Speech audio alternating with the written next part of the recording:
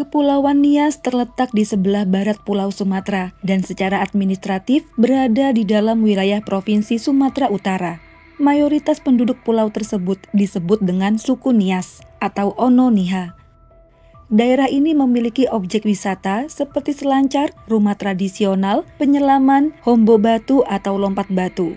Pulau dengan luas wilayah 5.625 km persegi ini memiliki penduduk sebanyak 906.832 jiwa berdasarkan sensus penduduk pada tahun 2022. Pernah terjadi suatu tragedi pada tanggal 26 Desember tahun 2004. Pulau Nias dilanda gempa bumi Samudra Hindia yang terjadi di wilayah pantai barat hingga memunculkan tsunami setinggi 10 meter di daerah Sirombu dan Mandrehe. Korban jiwa akibat insiden ini berjumlah 200 orang meninggal dunia dan ratusan keluarga kehilangan rumah mereka.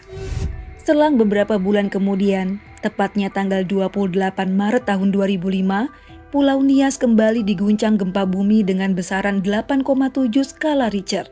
Memakan korban jiwa meninggal dunia sekitar 1.000-an orang dan 2.000 lainnya mengalami luka-luka. Gempa Nias tahun 2005 tercatat sebagai gempa terbesar ke-8 di dunia sejak tahun 1990. Begitulah kurang lebih catatan yang paling tragis di Nias. Duka tentunya bagi keluarga yang menjadi korban dan cerita kali ini datang dari sana. Tepatnya pada tahun 2019, seorang gadis remaja berusia 18 tahun harus tewas mengenaskan dan kemalangan ini ditemukan pertama kali oleh adik kandungnya sendiri. Sebelum masuk ke awal cerita, Mia ucapkan banyak terima kasih buat kalian yang udah klik video ini dan meluangkan waktu untuk menontonnya. Yang baru aja bergabung, jangan lupa untuk subscribe dan tekan lonceng notifikasinya ya. Tonton juga videoku yang lain. Kita kenalan dulu dengan seorang siswi kelas 3 SMA bernama Terima Kasih Laya. Gadis remaja cantik ini masih berusia 18 tahun. Tak begitu dijelaskan di mana keberadaan orang tuanya. Karena saat itu, Terima Kasih Laya tinggal bersama neneknya dan adiknya yang bernama Situhati Laya. Mereka tercatat sebagai warga desa Hiliwaebu, Kecamatan Susua.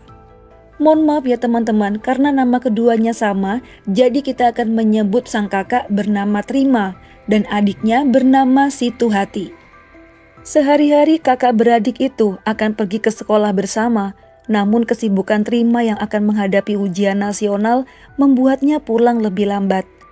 Biasanya ia akan berjalan kaki menuju rumah pada sore hari, jarak dari sekolah ke rumahnya sekitar 6 km. Sang nenek sangat bahagia memandang cucu-cucunya tumbuh dengan baik dan sehat. Di masa tuanya, ia hanya berdoa agar keduanya bisa menggapai cita-cita yang mereka inginkan. Walaupun tinggal di desa, tak ada salahnya bermimpi, bukan? Namun mimpi itu harus kandas, karena peristiwa tragis yang akan merubah kebahagiaan itu menjadi duka.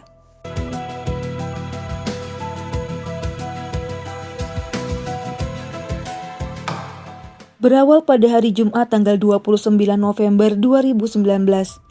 Perasaan sang nenek yang gundah karena cucunya Terima tidak kunjung pulang, bahkan hari mulai gelap. Lantas ia menyuruh Situhati untuk mencari keberadaan kakaknya. Kemudian sang adik pun berjalan menyusuri jalan setapak yang biasa kakaknya lalui. Saat itu perhatiannya hanya tertuju ke depan hingga tiba di sekolah Terima. Namun saat itu sekolah sudah sepi. Ia mendapat kabar jika kakaknya sudah pulang lebih awal. Kemudian Situhati pun memutuskan pulang dan menunggu kakaknya di rumah saja. Nah, saat perjalanan pulang, kali ini matanya mengawasi sekitar. Mungkin saja ia akan berpapasan dengan Terima di tengah jalan. Akhirnya matanya fokus pada sekeliling. Hingga tiba-tiba matanya hampir copot ketika melihat sesosok tubuh tak bergerak di bawah rerumpunan pohon bambu sekitar 50 meter dari jalan utama. Sontak ia menjerit, karena walaupun melihat dari jauh, ia sudah mengenali pakaian yang dikenakan jasad itu. Tak lain adalah Terima Kasih Laya dengan kondisi miring dan bersimbah cairan merah. Langsung saja ia pulang sambil berteriak dan menangis sejadi-jadinya. Saat itu sang nenek rupanya sedari tadi berada di depan rumah untuk menunggu cucunya pulang. Dan setelah mendengar perkataan Situhati, ia lantas mengajak warga lain untuk mengikuti cucunya tersebut. Dan betapa terkejutnya mereka memandang tubuh tak bernyawa Trima. Si nenek hampir pingsan, sementara warga ada yang ingin mencoba untuk mengangkat jasad tersebut. Namun beberapa warga menghalangi karena khawatir akan merusak bukti kejahatan. Akhirnya mereka menghubungi pihak berwajib, dan setelah kepolisian datang, mereka langsung memasang garis kuning dan mengidentifikasi sementara mayat korban. Di tubuhnya terdapat banyak luka, bahkan ada di tangan kanan dan kiri. Masya Allah, sungguh sadisnya si pelaku. Melihat dari tubuh korban yang tak terlalu gemuk dan kuat, pastinya sekali dua kali akan membuatnya tak berdaya. Lah, mengapa ini luka itu ada di sekujur tubuhnya, apalagi luka sayat di bagian leher. Sungguh pilu dan mengerikannya peristiwa ini. Singkat cerita, korban dibawa ke puskesmas Gomo dan dilakukan pemeriksaan visum. Dari hasil diagnosa, dokter menemukan jika korban tengah berbadan 2 dan usia kandungannya adalah 4 hingga 5 bulan. Kapolres Nias Selatan memerintahkan anggotanya untuk segera mengungkap pelaku pembunuhan sadis ini, karena jelas saja ini membuat seluruh keluarga yang memiliki anak gadis menjadi khawatir. Satreskrim Polres Nias Selatan segera memanggil keluarga korban juga beberapa saksi lain untuk mengungkap siapa pelaku pembunuhan dan siapa pria yang telah menghamili pelajar tersebut. Selain itu, anggota juga menemukan beberapa barang bukti di sekitaran TKP. Di sisi lain, menurut pihak keluarga, mereka tidak yakin jika korban tengah hamil, karena yang mereka yakini adalah korban tidak memiliki pacar atau teman dekat pria.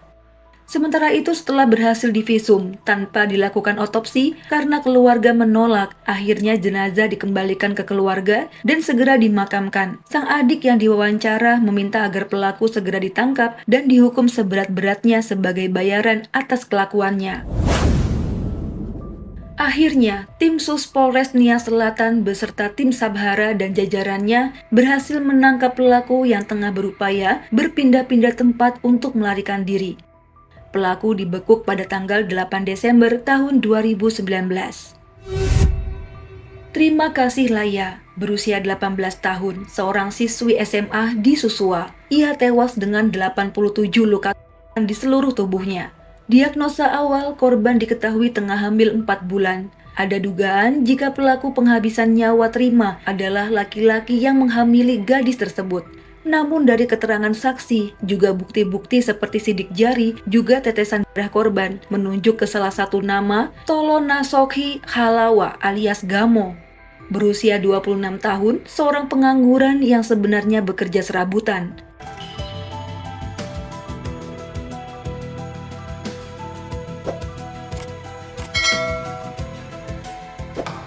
Dalam jumpa pers tersebut, dihadirkan juga beberapa barang bukti, yaitu pakaian pelaku dan tas sekolah korban yang berisi buku. Sedangkan pisau yang digunakan masih dicari. Pisau kecil itu biasa pelaku bawa sehari-hari dengan alasan untuk menjaga diri karena ia tinggal sendirian di gubuk dalam hutan. Lantas, apa motif pelaku? Apakah ia juga yang telah menghamili korban? Namun sayang karena keluarga korban tidak ingin dilakukan otopsi. Sebab itulah petugas tidak bisa mengetahui dengan pasti siapa yang harus bertanggung jawab dengan kehamilan korban.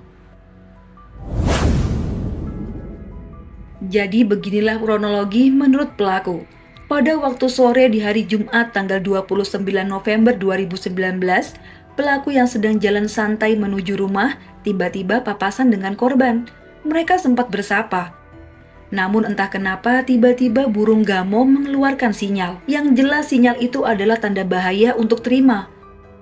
Kemudian Gamo mendekati Trima dan mendesaknya ke arah dalam semak-semak pohon bambu. Mendapat perlakuan ini, Trima menjadi kaget. Ia berusaha mendorong balik tubuh Gamo dan berupaya melarikan diri. Ketika itu Gamo merayu korban dan berkata, "Jangan takut ya sama aku, nanti aku bilang sama orang tuamu, aku akan nikahi kamu." Mendengar ini, sontak korban menjadi geli dan panik. Ia memberontak dan memanggil salah seorang tetangga yang tinggal tak jauh dari area tersebut. Karena teriakan korban, pelaku menjadi kesetanan. Ia malah mengeluarkan sajam dari sakunya dan menyayat tubuh gadis itu secara brutal. Dari kedua tangan, tubuh, hingga lehernya. Bahkan ia tidak tahu berapa kali pikirannya mengenai tubuh Trima. Untuk kronologi lebih lengkap, cek kolom komentar yang telah aku sematkan ya. Nah, melihat korban yang tumbang, ia tidak jadi meruda paksanya karena cairan merah sudah mengucur dari tubuh gadis itu. Singkat cerita, ia mengambil handphone milik Trima yang terjatuh dari saku. Kemudian ia kabur melarikan diri hingga korban ditemukan oleh adik kandungnya.